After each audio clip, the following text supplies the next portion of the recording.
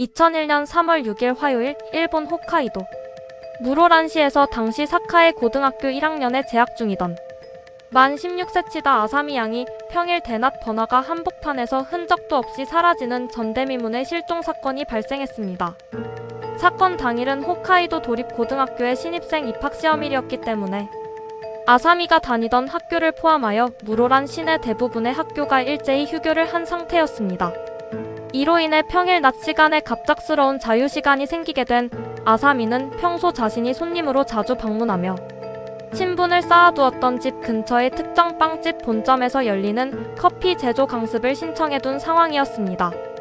해당 교육은 당일 오후 1시 정각까지 빵집 본점 건물로 출석하여 참여하기로 사전에 담당 점장과 한 약속이었습니다.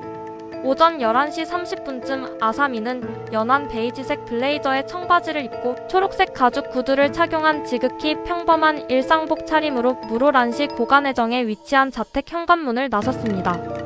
낮 12시 13분 자택 인근의 버스 정류장에서 동네 주민이 버스를 기다리고 있던 아사미의 모습을 직접 목격한 것이 당일 외부에서 그녀의 이동 경로를 증명하는 첫 번째 인적 단서가 되었습니다.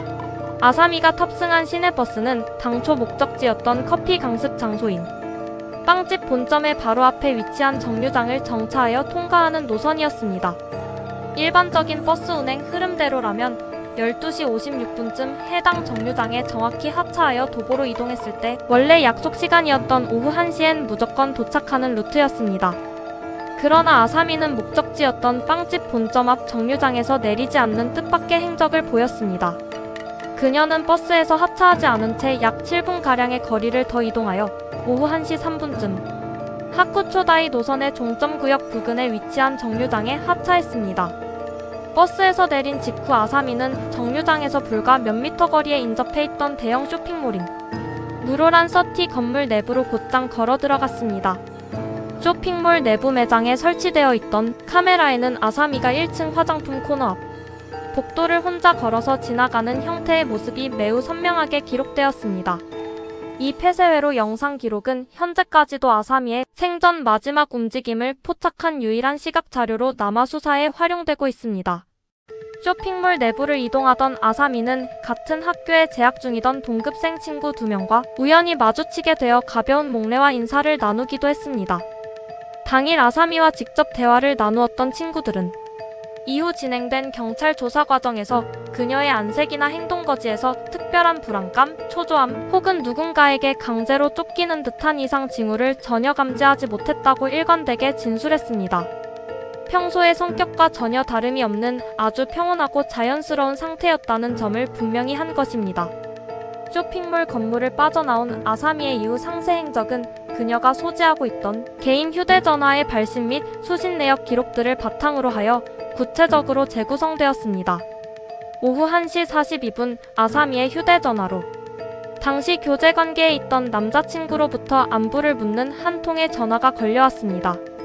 아사미는 전화를 정상적으로 수신하여 지금 히가시마치 거리에 직접 나와 있어라고 자신의 현재 대략적인 위치 정보를 비교적 정확하게 답변해 주었습니다. 이어 약 4분이라는 짧은 시간이 흘러간 뒤인 오후 1시 46분 남자친구가 미처 다하지 못한 이야기를 전하기 위해 다시 한번 전화를 걸었을 때 아사미의 목소리 톤은 직전 통화와 확연하게 달라져 있었습니다. 그녀는 주변을 의식하는 듯 다소 낮고 숨이 죽은 목소리로 지금은 주변 상황이 통화하기가 조금 곤란하니까 나중에 내가 다시 걸게라는 짤막하고 의문스러운 말을 남긴 채 서둘러 통화를 종료했습니다. 이 마지막 교신을 끝으로 아사미가 소지하던 휴대전화의 전원은 비정상적인 방법으로 완전히 차단되었으며 이후 수십 년의 세월이 흐르는 동안 단 한 번도 기지국 신호에 포착되거나 다시 켜진 기록이 전혀 존재하지 않습니다. 경찰 수사팀이 통신사의 기지국 신호 도달 범위를 정밀하게 역추적하여 분석한 결과 오후 1시 46분 마지막 통화가 이루어진 구체적인 공간적 위치는 최초 목적지였던 빵집 본점 건물 인근의 대로변 번화가 구역 내부인 것으로 추정되었습니다. 그러나 정작 아사미와 오후 1시에 커피 제조 강습을 진행하기로 긴밀하게 약속했던 빵집 본점의 남성 점장은 원래 약속 시각이었던 오후 1시는 물론이고 그 이후 전체 시간대에도 아사미가 가게 문을 열고 들어오거나 근처 시야에 나타난 사실이 아예 없다고 수사관들에게 완강하게 주장했습니다. 전담 경찰은 이 빵집 본점 점장의 진술 내용에 대한 신빙성과 당일 세부 알리바이에 심각한 의문을 품고 그를 유력한 용의 선상에 올린 뒤 강도 높은 조사를 집행하기 시작했습니다. 해당 점장은 사건 당일 오후 1시부터 오후 2시 사이의 핵심적인 시간대에 자신의 개인 차량을 직접 운전하여 무로란 시내 전역을 정처 없이 돌아다녔다고 진술했으나 그의 주장을 객관적으로 입증해줄 수 있는 목격자의 증언이나 영수증 같은 물적 알리바이는 단 하나도 확보되지 못한 상태였습니다. 이에 따라 사법당국은 점장의 차량 내부와 자택 그리고 그가 사적으로 소유하고 있던 별도의 임대 건물들을 대상으로 법원으로부터 압수수색 영장을 발부받아 대대적인 현장 정밀 감식을 실시했습니다. 루미놀 반응을 활용한 혈흔 정밀 검색 수사부터 머리카락, 지문, 미세 섬유 조직, 아사미의 소지품 유무까지 전방위적으로 샅샅이 뒤졌으나 범죄 혐의점을 명확히 입증할 수 있는 직접적인 물증은 단 한 점도 발견되지 않았습니다. 점장은 이후 지병이 매우 급격하게 악화되었다는 의학적 사유로 인해 추가적인 강제 수사 대상에서 차츰 제외되었으며 인적, 물적 증거의 절대적인 부재로 인해 끝내 기소 처분을 받지 않고 수사가 종결되었습니다. 사건이 발생한 시점은 수많은 유동인구가 빈번하게 오고 가던 평일 대낮의 한가운데 시간대였고 아사미가 마지막으로 발을 디뎠던 장소 역시 대형 쇼핑몰과 간선 도로망이 교차하는 사방이 탁 트인 번화가 구역이었습니다. 주변에 수많은 사람의 눈이 엄연히 존재했음에도 불구하고 마지막 통화가 끊겨버린 오후 1시 46분 직후의 타이밍에 아사미가 낯선 괴한의 차량에 강제로 탑승 조치를 당하거나 누군가에게 빌미를 잡혀 신체를 억류당하는 광경을 목격했다는 신고나 제보는 단 한 건도 접수되지 않았습니다. 물리적인 흔적을 전혀 남기지 않은 완벽한 증발이었습니다.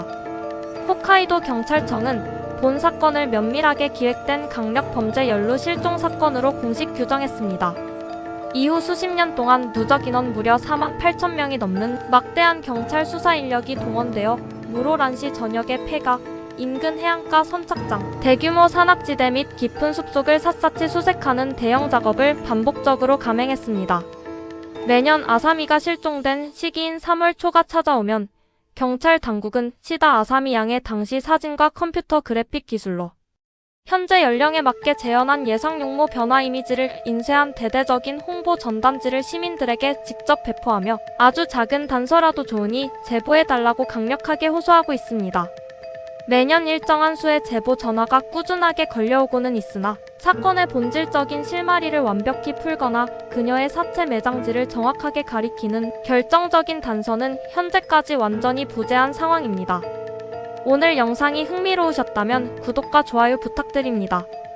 감사합니다.